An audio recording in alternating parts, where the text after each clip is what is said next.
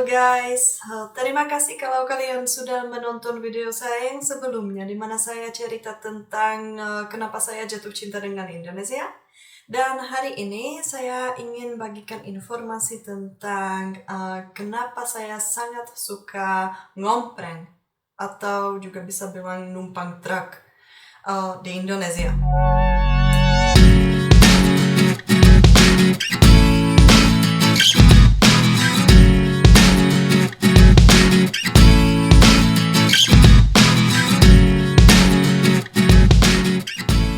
Di Eropa, saya pernah naik truk hanya satu kali, dan itu mungkin 3 tahun yang lalu.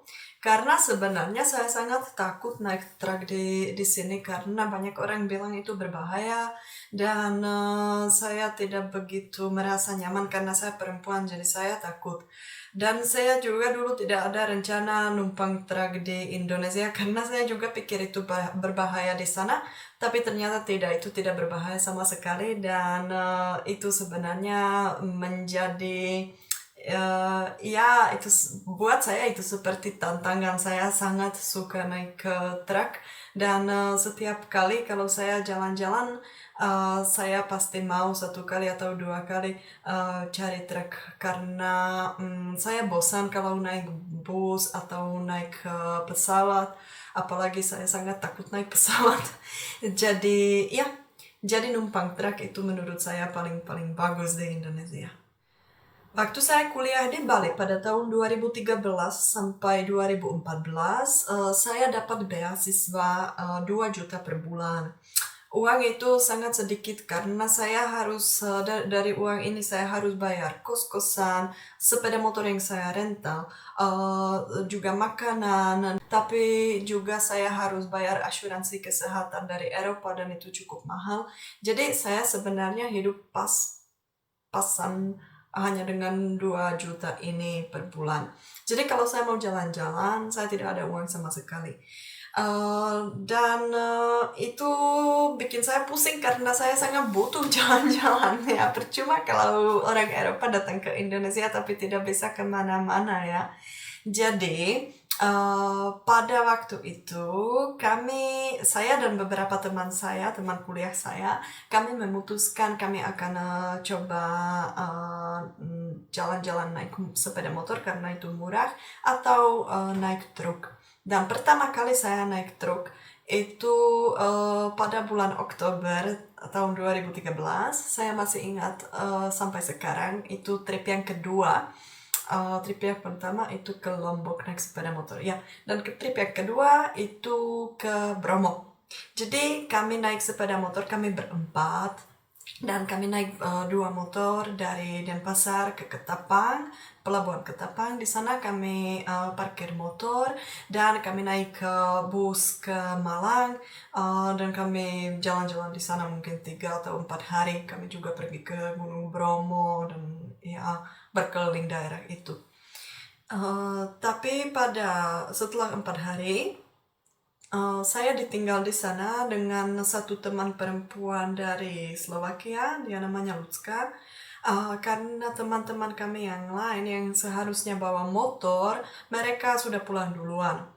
Dan kami pada awalnya ada rencana pulang naik bis, tapi karena bis itu, ya itu ribet kalau naik bis di Indonesia.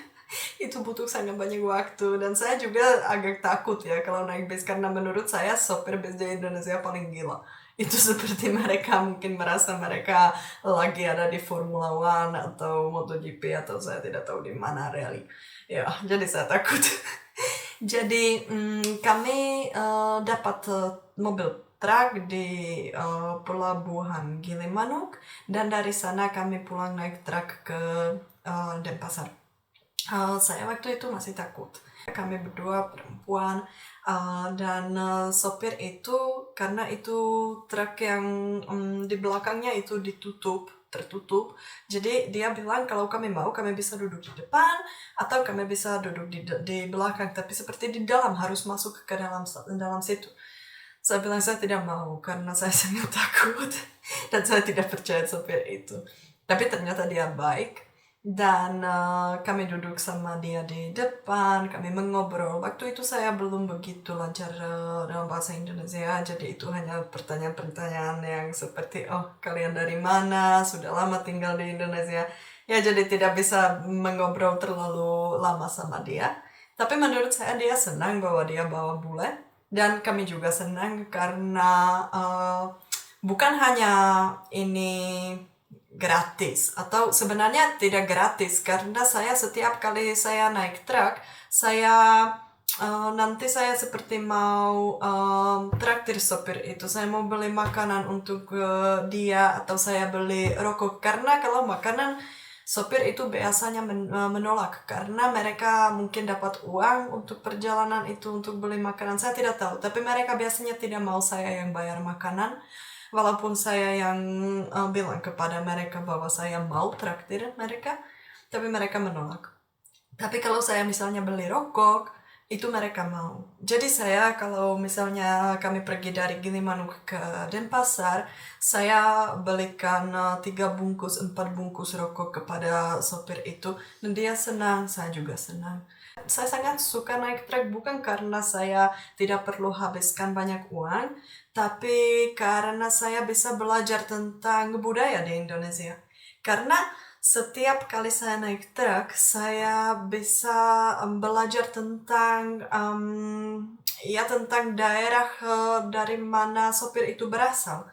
Kadang-kadang itu orang Jawa, kadang-kadang ada banyak sopir truk yang berasal dari NTT, dan ada juga dari Sumatera, ada dari Madura, dan itu sangat berbeda. Setiap kali saya dapat cerita yang baru, cerita yang menarik, dan bukan hanya kami tidak mengobrol hanya tentang budaya, tapi kami juga mengobrol tentang seperti di mana dia tinggal, apakah dia sudah punya keluarga, apakah dia pulang setiap minggu ketemu sama keluarga, dan ya seperti itu. Yang kedua kali saya numpang truk di Indonesia itu beberapa bulan kemudian saya jalan dengan teman saya dari Polandia, laki-laki, dari Bandung sampai Denpasar. Kami butuh 10 hari untuk perjalanan itu karena kami mau mampir di banyak tempat, kami juga mau ketemu sama teman-teman kami yang kuliah di Jawa, dan kami seperti santai, kami tidak mau terlalu cepat. Ya karena menurut saya itu yang paling penting kalau kita mau naik truk atau kita mau numpang mobil, kita tidak boleh terlalu stres, dan kita tidak boleh terlalu seperti ingin secepat-cepatnya sampai tujuan.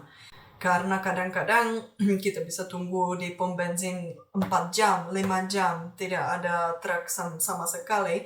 Dan kadang-kadang kita butuh hanya 10 menit dan kita sudah naik. Ya, ya jadi kesabaran itu yang paling penting. Dan setelah perjalanan dari Bandung ke Denpasar, saya sudah lebih berani, jadi saya mulai jalan-jalan sendiri, saya cari mobil truk sendiri. Iya, saya sebenarnya tidak mau naik ke mobil pribadi, mobil yang biasa, tapi saya selalu mencari mobil truk karena saya berpikir kalau sopir truk dia sedang bekerja. Jadi itu pasti aman kalau saya ikut dia karena dia juga tidak mau ada masalah ya.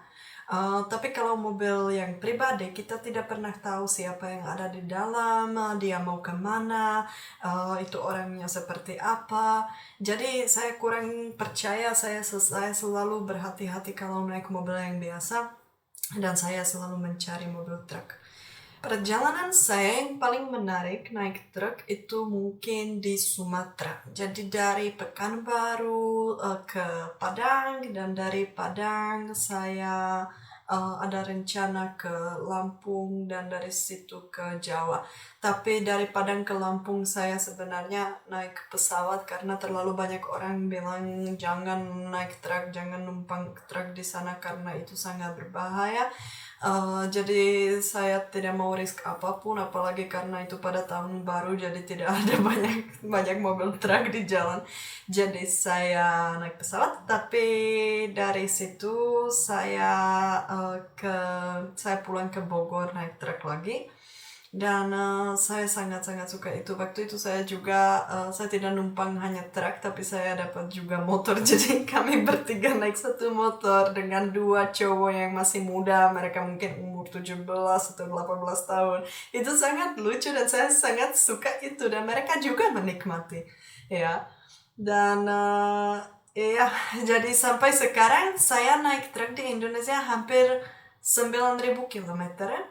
Dan tujuan saya itu 10.000 kilometer.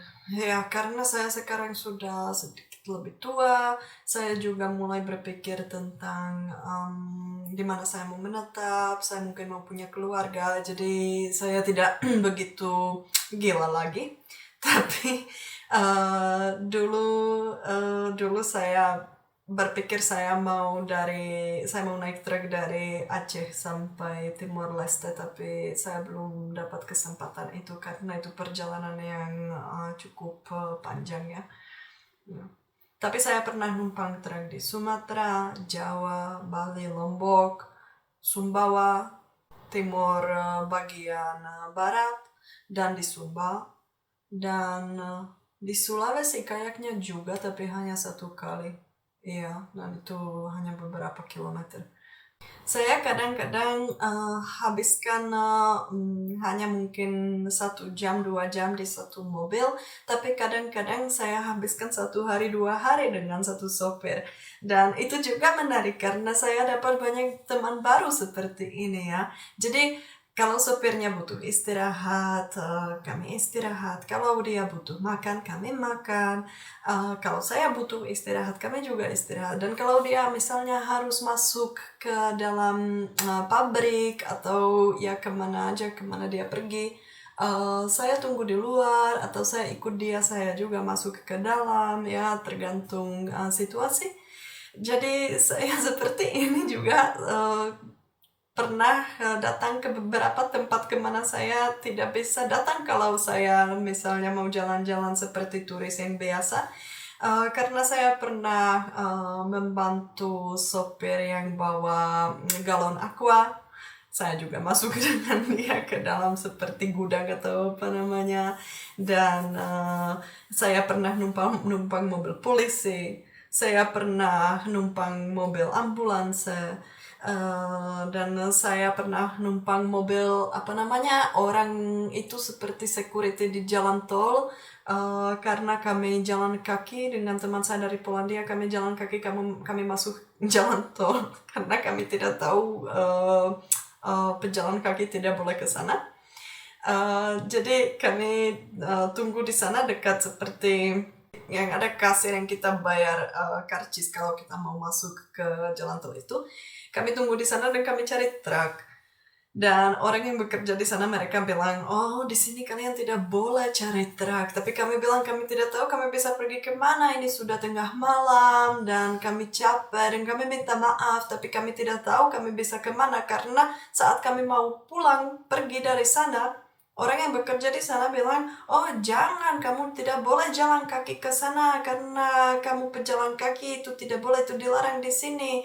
Tidak boleh bahkan kalau mau lewat pinggir jalan. Jadi seperti tidak ada solusi, tidak boleh ke sana, tidak boleh ke sana, tidak boleh kemana-mana. Dan ternyata pada akhirnya orang yang bekerja di sana mereka seperti punya itu penjaga mobil, penjaga jalan tol atau apa namanya saya tidak tahu. Mereka punya mobil dan mereka antar kami beberapa kilometer ke tempat yang lain yang lebih cocok untuk cari truk. Saya pernah numpang mobil truk di Pulau Sumba, di mana saya dia bawa pasir dan saya duduk di belakang di atas pasir dan dia tidak jalan terlalu cepat dan saya merasa seperti di pantai. Saya bilang ini pantai berjalan karena saya duduk di sana bisa berjemur atau apa. Ya, itu juga sangat menarik. Atau lain kali di timur bagian barat, kami jalan dari Kupang ke Niki-Niki dan kami turun dari satu truk dan kami harus cari truk yang lain tapi karena itu sudah pada malam, tidak ada truk yang mau berhenti. Tapi kami ada di depan tempat seperti Kodim atau apa, tempat tentara, dan tentara itu keluar mengobrol sama kami dan saya bilang, oh Kami cari truk, tapi tidak ada yang mau berhenti. Jadi mereka, tentara itu yang membantu kami menghentikan truk. Dan itu pernah terjadi juga di Sumatera. Saya pernah turun di dekat posko dan saya tidak bisa dapat truk lagi. Jadi saya minta bantuan dari polisi. Mereka bikin kopi untuk saya. Saya duduk di sana mengobrol sama mereka. Mereka sangat baik dan mereka cari truk untuk saya yang aman, yang cocok. Tapi kadang-kadang itu tidak begitu gampang ya, karena misalnya saya pernah jalan-jalan di Sumatera pada bulan Ramadan dan saya ada di pom bensin. Seperti saya tidak tahu di mana itu perjalanan dari Bukit Tinggi ke Danau Toba. Di sana tidak ada apapun, hanya hutan semua dan satu pom bensin. Dan saya turun di pom bensin itu dari satu mobil truk dan saya cari mobil truk yang lain. Tapi tidak ada. Saya ada di sana hampir 6 jam. 6 jam. Sampai semua orang merasa kasihan sama saya dan mereka datang, mereka bilang seperti, oh kenapa kamu masih ada di sini? Mungkin kamu butuh bantuan. Saya bilang tidak, saya tidak butuh bantuan. Saya hanya butuh mobil truk. Iya. Atau lain kali saya tidak bisa dapat truk di dekat Surabaya. Dan di sana ada satu pom bensin yang cukup besar dan saya kira di sana itu gampang dapat truk, tapi juga tidak karena semua truk mereka hanya lewat pom bensin itu, tapi mereka ada tujuan Surabaya. Tapi saya butuh ke Bali dan saya ada di sana ada toilet umum. Dan saya ada di sana dengan orang lokal yang seperti menjaga toilet itu. Jadi orang yang kita biasanya kasih uang kepada mereka kalau kita mau ke dalam toilet itu. Jadi saya duduk sama mereka dan saya bilang, oke, kalau saya duduk di sini dan saya dikasih kopi di sana. Kalau saya dikasih kopi, saya harus bekerja supaya saya hanya tidak seperti datang dan dapat kopi gratis. Jadi saya ambil cangkir di sana untuk uang yang untuk bayar toilet. Jadi saya ambil cangkir itu dan setiap kali ada orang yang mau ke toilet, dia kasih uang ke saya. Dan saya seperti, oh terima kasih. Semua orang bingung ada bule yang bekerja di sana. Ya sebenarnya bukan bekerja, itu hanya bercanda, tapi mereka sangat senang. Dan saya juga senang. Saya habiskan di sana hampir 1 hari seperti itu.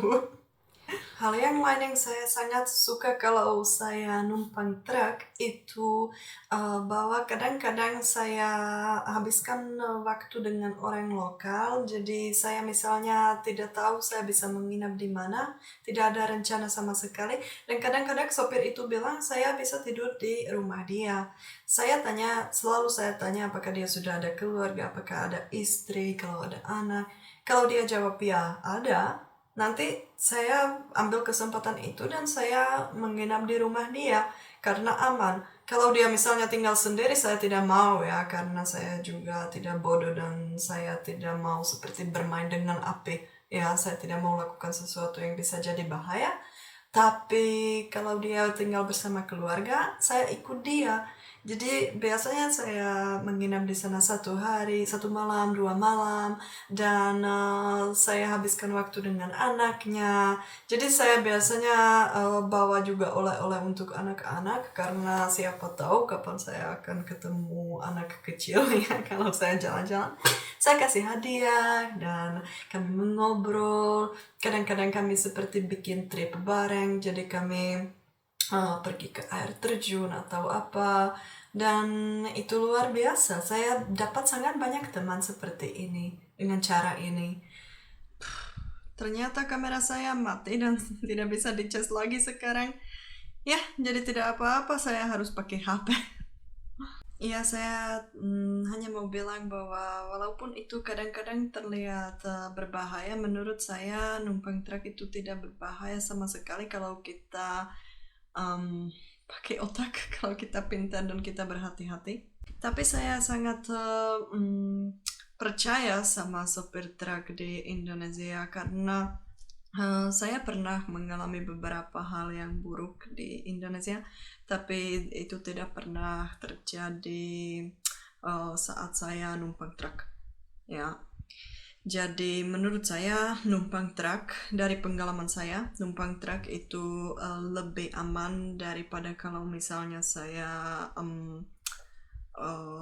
jalan-jalan naik sepeda motor, atau kalau saya naik ojek, karena saya punya pengalaman yang buruk dengan ojek di NTT satu kali. Saya juga merasa saya bisa percaya sama sopir truk karena biasanya kalau pada malam mereka butuh istirahat, mereka tidak mau saya keluar mobil dan saya tidur di pom bensin atau ya di luar saja, tapi mereka yang biasanya keluar dari mobil dan mereka tidur di luar mobil itu, dan mereka biasanya bilang, oke, kamu kunci diri di dalam mobil, kamu istirahat, nanti kalau kamu sudah bangun saya akan masuk lagi dan kita lanjut perjalanan. Saya tidak pernah minta itu. Ya, karena saya terbiasa, saya jalan-jalan seperti saya benar-benar petualang. Jadi kalau saya jalan-jalan, saya tidak apa-apa kalau saya harus tidur di pom bensin, di jalan, di masjid, atau di mana saja ya. Saya sudah terbiasa dengan itu. Tapi saya heran, sopir truk itu biasanya sangat sopan. Dan itu saya suka, dan oleh karena itu saya benar-benar percaya mereka dan saya tidak merasa itu berbahaya. Apalagi kalau misalnya saya harus ganti truk, jadi ada satu mobil truk yang saya harus turun dari mobil itu karena mungkin saya mau ke arah yang lain. Jadi sering sopir itu membantu saya mencari truk yang baru supaya dia tahu semuanya akan aman, dan supaya dia tidak perlu khawatir saya akan ketemu orang yang jahat atau yang kurang baik. Itu menurut saya juga luar biasa. Saya tidak bisa bayangkan ada orang Ceko yang akan lakukan ini. Ya, kalau misalnya saya mau numpang mobil truk di Ceko, pasti tidak ada orang yang akan membantu saya seperti ini. Jadi saya sangat menghargai itu, dan saya sangat senang saya bisa dapat pengalaman-pengalaman ini di Indonesia. Dan setiap kali ada orang yang bertanya kepada saya, oh, kamu tidak takut naik truk, itu bahaya kan? Apalagi kamu perempuan. Saya hanya jawab, tidak berbahaya. Kalau menurut saya itu paling aman. Ya.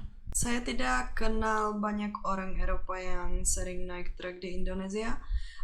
Tapi saya pernah menonton beberapa video atau membaca artikel tentang orang yang mencoba naik truk, numpang truk di Indonesia, dan saya hanya berpikir tidak bagus kalau ada turis yang ingin numpang truk hanya karena itu gratis atau karena itu murah.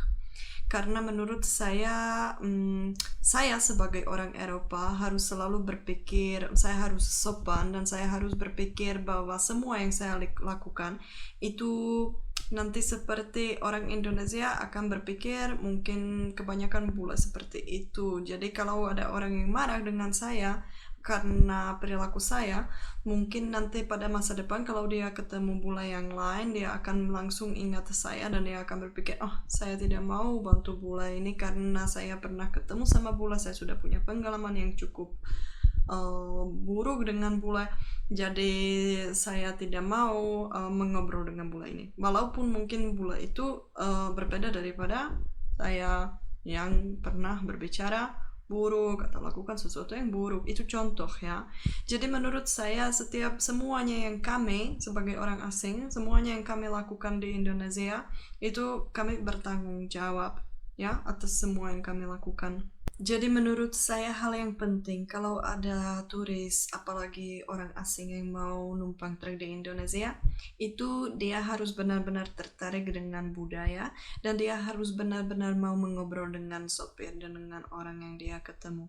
Karena numpang truk itu sebenarnya sesuatu yang sangat susah. Ya, benar-benar sangat susah. Kebanyakan orang yang saya kenal, mungkin saya tidak bisa bayangkan mereka jalan-jalan seperti itu. Karena kalau kita jalan-jalan seperti itu, kita selalu lelah. Kita tidur di pinggir jalan, kita tidur di rumah orang yang kita tidak kenal, kita tidur di masjid, ya di depan Indomaret, di mana saja. Dan itu sangat melelahkan. Dan apalagi kita harus selalu mengobrol karena kita harus sopan dengan orang yang mau membantu kami. Jadi kalau kalian bisa bayangkan, saya bukan orang Indonesia. Kadang-kadang kalau saya berbicara dalam bahasa Indonesia terlalu lama, saya pusing dan saya cepat lelah. Cepat capek ya kalau pakai bahasa yang bukan bahasa ibu saya. Walaupun saya sangat suka pakai bahasa Indonesia. Jadi kalian bisa bayangkan kalau misalnya saya numpang truk selama 1 minggu, dan setiap hari sepanjang hari saya mengobrol dalam bahasa Indonesia dengan sopir itu, saya capek. Tapi saya tetap tersenyum, saya tetap sopan, dan saya tetap jawab semua pertanyaan yang dia punya. Saya tetap komunikasi sama dia. Sopir biasanya membantu kami karena dia tidak mau jalan sendiri, karena dia bosan kalau nyetir sepanjang hari. Jadi dia ingin mengobrol. Seperti ini dia bisa mengobrol dan perjalanan itu lebih menarik. Oke, mungkin saya bisa potong video ini di sini karena saya tidak merasa nyaman kalau saya rekam pakai HP saya, dan kamera saya tidak bisa di-charge sekarang karena saya lupa charger di rumah teman saya. Jadi kalau kalian nonton sampai sini, saya minta maaf saya pakai HP di bagian yang kedua.